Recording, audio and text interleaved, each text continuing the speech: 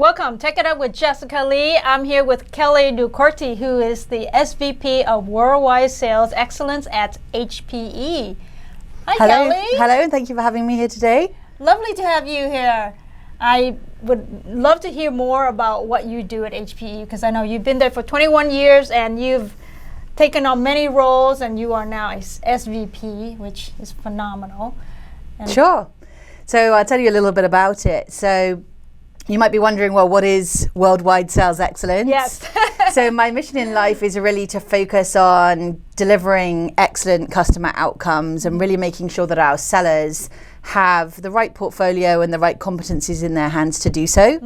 I also host all of the global sales functions, so whether it be pre-sales or inside sales, what we call category management, which is really the connection between the product business units that we have and the field sellers that we have in the geographies. And amongst other things as well, I look after what we call sales incubation, so the incubation of either new companies that we acquire or new offerings that we're bringing to market as well. So quite a lot in there, very exciting. It's a big impact too, because it's a $28 billion revenue stream that you are impacting. That's right? absolutely right. And a large number of, like, several hundred people reporting to you worldwide. No, that is right. And you did say I've been there for 21 years, but it honestly doesn't feel like that long. So I was reflecting the other day on just the wonderful opportunities that I've had. Obviously, you can tell that I'm not American. Yes. So I'm British, living here in the Bay Area, but I've worked in so many countries with this company and so many different roles that it feels like a new experience all the time, which is quite exciting. Well, let's talk about what's new then. HPE has been around, it's been evolving. What are some of the trends that you're seeing? So we're really focused on a few things. So one of them would be the as a service environment, so delivering our portfolio as a service, and I'll talk a little bit more about that later. We have a huge focus around the edge and the different workloads and the different solutions and use cases that happen at the edge. So whether it be, autonomous driving or different areas in terms of power plants and so on, just as examples. And we're also focused very much on hybrid cloud. And really the investments that we make in research and development are mainly around these three areas. So that's really our focus as a company these days. Well, hybrid cloud's been around, multi-cloud, hybrid cloud, and all that. What is the customer base asking for? What do you need to deliver in terms of the value to them? So our customers are really asking for a lot of choice. That's definitely something that we are really focused on as a company. We have embraced all types of clouds, actually, because we believe that cloud is an experience and not a destination. And from that perspective, we're really focused on delivering a multi-cloud experience for our customers where they have as much choice as possible. And you will have seen that we have had quite a few announcements recently with some of our partners as well to offer our services and solutions through what we call HPE GreenLake, which is our as a service offering. I see. So you're talking about like hardware and software together as one, as a service. Exactly right. Yeah. And that may involve your technology and the partner's technology. That's exactly right.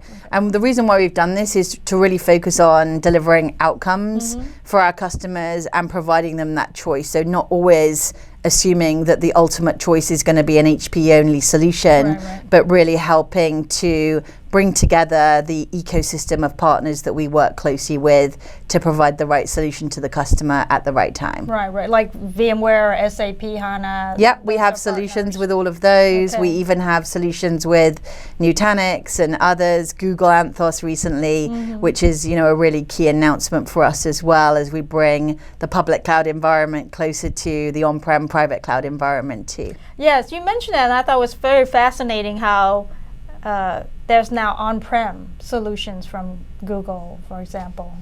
Yeah, it is interesting actually, because HPE have been embracing the concept of hybrid cloud since the start, and I think a lot of analysts thought that the world would really move public much quicker than it has. And I think this is really linked to the fact that customers do want to have choice to run their applications in the right environment for them to meet, whether it be regulatory requirements, latency requirements, and so on. So customers are really looking for a blend of on-prem and off-prem solutions.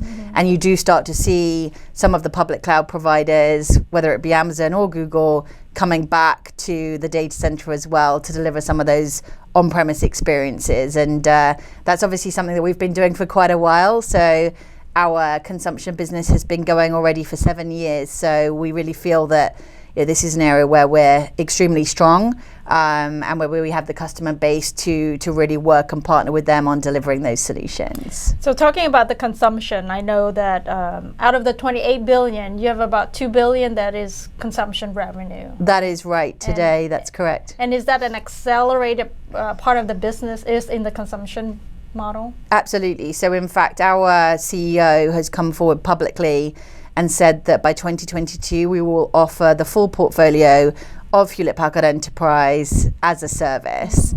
So that's really exciting. And despite this business growing extremely fast, it's going to be propelling even faster, because that is the way that a lot of our customers want to consume their environments and consume their solutions. They want it delivered as a service in a very flexible way. And so we will continue to grow and extend our GreenLake offerings, both for our own portfolio, but also partnering with others as well. Well, 2022, that's 3 years from now. Exactly. So what in between that transition, what's the go-to-market strategy then? Yeah, in fact, my team is working really heavily on this right now. So we are going to be doing a lot of hiring as well, which is exciting. A lot of enabling of our current sellers as well to ensure that everybody can really sell as a service. So this is a huge transformation for us.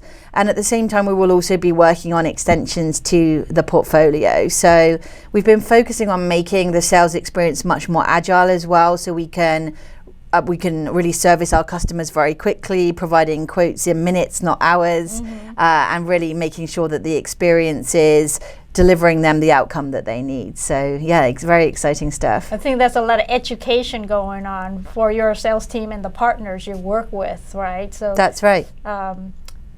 I can see how you have to give them the content multiple ways in different formats and actually testing to make sure they have the right knowledge. That's right. Actually, sales enablement is a very important part of this overall mission, making sure that our sellers are fully educated on the portfolio and can bring that message not only to our customers, but also our partners as a very important extension of our sales force. So we have a lot of ways that we do this, but we have a platform actually where we actually ask these sellers to video themselves making some of the sales pitches and send them back to us, so we can really evaluate whether they're at the right level, whether they've understood the content, and whether we can score them appropriately. So the good thing as well is because it's mobile, it allows those sellers to do it on the move. People can't complain that they don't have enough time, because they can do it on the train if needed, as long as they're in a quiet place, or they can do it, on the move at their customer sites and so on. So that's really allowed us to be much more agile in some of that enablement type of environment. Do you find it challenging when you are trying to educate folks in different countries? There are cultural differences. Yeah, definitely. And actually, when we ask, it's funny because when we deliver some of the same content, the way that we receive it back in the way that people pitch is, so very different depending on the country that they're focused in. Now, obviously, these sellers know their home market much better than we do back in the headquarters. And we have to do some translation for some of the geographies to make sure that it's fully understood in their market, and also just some of the ways that the customers receive the data from their sellers is different in the way that people approach that depending on the market that they're in. So we really make sure that a lot of the execution is actually happening in those home geographies, and that we are as close to the customers as possible. Okay, I want to shift to women in tech. Yes, because I know that you've mentored others, and you've had mentors yourself. Maybe if you have advice for those sales professionals out there watching, how do you advance your career? Sure. So I've been lucky enough to have both several mentors, but also several sponsors as well. And in fact, I saw a great mentor of mine last night who continues to mentor me, even though she's supposedly in retirement right now, but she's working on several boards. So I would say definitely seek out mentors for yourself, and you need to do this very proactively. So actually asking people, would you be my mentor? Would you be willing to spend an hour with me once a month or once a quarter, depending on the time that they actually have? That would be important, and I'd advise that you do that not only in your home geography, but actually outside of geography as well, so that you get a different experience. So, I had at one point in my career a mentor who was based in Prague, very successful gentleman who just had some very interesting experiences that I wanted to learn from, and I knew that he could, really help me in my career moving forwards. I'd also suggest to watch out for your sponsors, and a mentor and a sponsor are quite different things. Okay. So a sponsor would be someone that would advocate for you when you're not there. And this is not something that you can proactively ask somebody to do, but you can tend to spot a sponsor, and it's great to have a couple of sponsors in an environment. So if a talent meeting's going on, you've actually got somebody who's willing to stand up for you and really talk about the types of things you could do maybe for a new job. And the last one I would say that is of particular importance is be very open to new opportunities. So sometimes when somebody asks you to do something that's a bit out of your comfort zone, or maybe they're even asking you to move to a different area, either a country or a different business unit, it can seem scary, but really take the time to make sure that you seem at least to be open to new opportunities, and that you take the time to evaluate those before you put up your barrier and say, no, you don't want to do it. Right. So those would just be a couple of things that have certainly helped me in my career. And I was wondering, who would you say are the phenomenal women in tech that you know? Yeah, I actually know quite a lot, and it becomes quite a small world as well. So we've got some phenomenal female executives in HPE that I'm lucky enough to work with. So our CIO, Archie Deskus, is obviously a female amongst other things, as well as being just a very transformative CIO. Our Chief Communication Officer, Jennifer Temple, who's been with us for a little bit over a year, but who's been very transformative in terms of the culture at our company and the way we communicate and so on. So she's somebody very interesting. But I also follow a lot of people on Twitter as well who I find impressive. So Jerry Elliott, Maria Martinez from Cisco. Actually, the new CIO at Cisco, Jackie Gieshler, is a former customer of mine, but actually has become a friend over time. So she's literally just moved out here to the Bay Area. So that's great to catch up with her. So those would just be some examples, but there are a lot of others as well.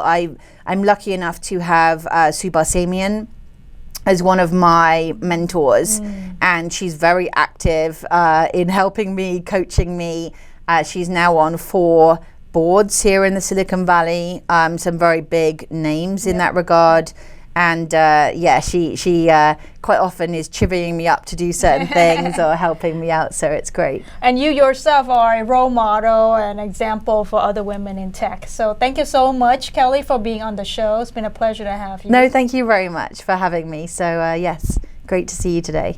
And there you have it, folks. Check it out with Jessica Lee, Kelly Ducourty from HPE.